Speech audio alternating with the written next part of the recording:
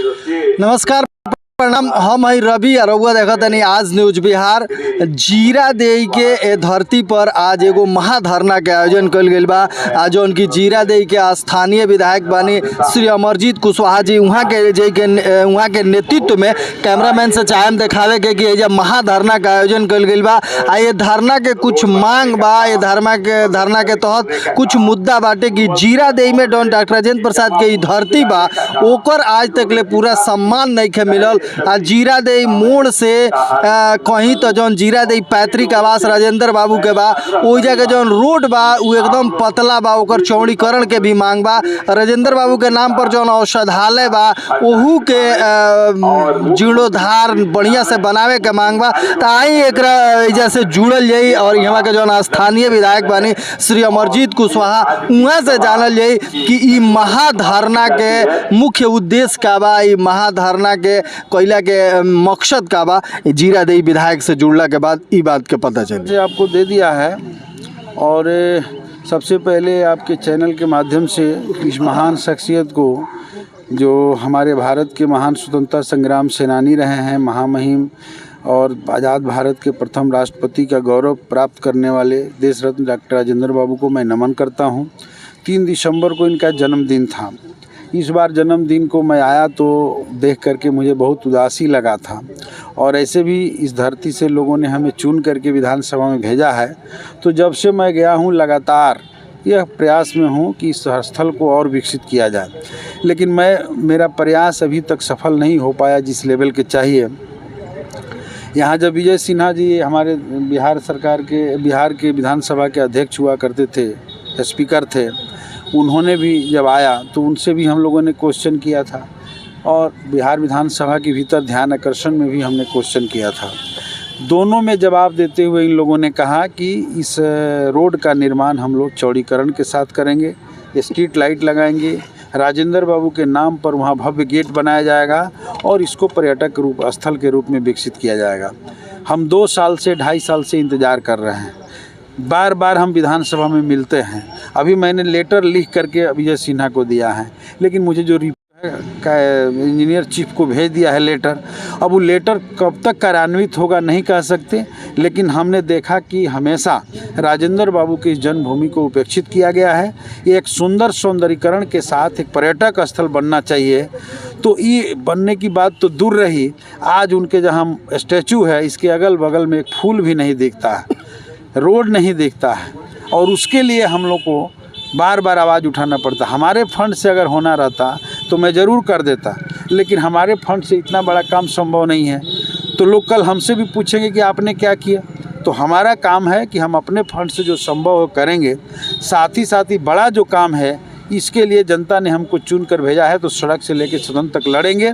हमने सदन में आवाज़ उठाया, नहीं सुना जा रहा है, तो हमने फिर सड़क से लड़ाई शुरू किया है, सदन तक इसको लेके जाएंगे। आप लोगों ने पर्चा जब डाला व्हाट्सएप फेसबुक पर, कई लोगों ने कमेंट में लिखा है कि जीरा देई विधायक को आखिरी वर्ष में, माने अब विधानसभा चुनाव, ये बात क्यों याद आया उनको? आप लोग उनको समझा दीजिए कि आखिरी वर्ष में विधानसभा में क्वेश्चन नहीं किया गया है।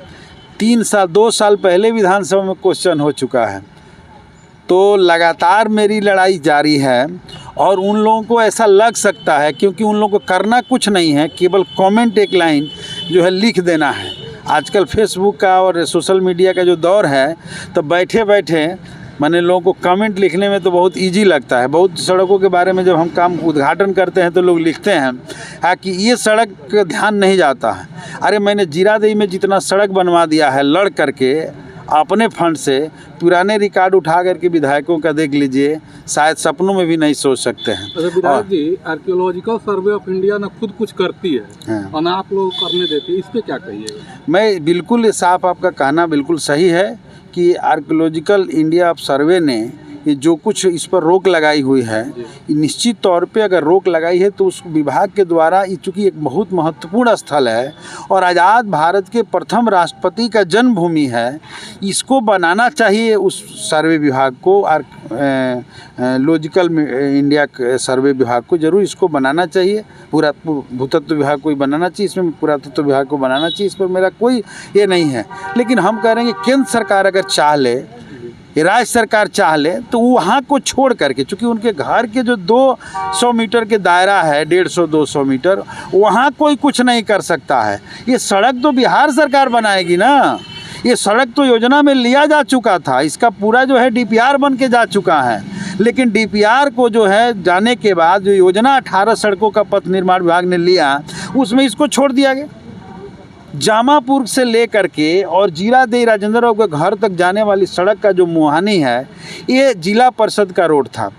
बहुत दिन से जिला परिषद जो है उसको ट्रांसफ़र नहीं कर रहा था। मैं लड़ करके जिला परिषद से ट्रांसफ़र करवा करके पथ निर्माण को दिलवाया, और तब जा कर के राजेंद्र बाबू के उस मोड़ से ले करके उनके घर तक की, और फिर यहाँ से ले करके जामापुर पथ निर्माण के सड़क तक जोड़ने की पूरी DPR तैयार हुआ है। रोज़ रोज़ मैं लगा हूँ, और तब जाकर यहाँ तक हुआ। और तब हमको जो है पथ निर्माण विभाग के जिला एग्जीक्यूटिव ने बताया कि इस योजना में नहीं लिया गया है। मैं तुरंत जाकर के इस बार फिर मंत्री विजय कुमार सिन्हा जो पथ निर्माण है उनको दिया असेंबली के भीतर, और जा कर के चैम्बर में मुख्यमंत्री से मिल करके मैंने उनको चिट्ठी दिया।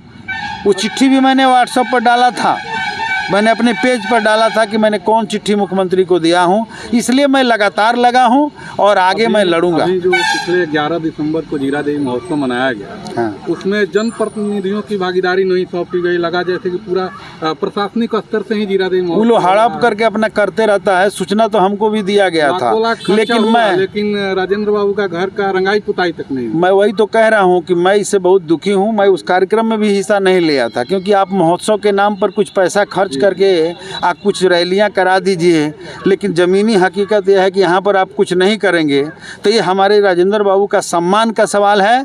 और इस सम्मान की लड़ाई को हम लड़ेंगे, हमारी पार्टी और महागठबंधन हम लोग लड़ेंगे मिल करके। और मुख्यमंत्री जी भी अगर आते हैं तो मुख्यमंत्री से पहला ये सवाल हमारा होगा कि राजेंद्र बाबू का सम्मान आप करेंगे कि नहीं करेंगे। बस, धन्यवाद।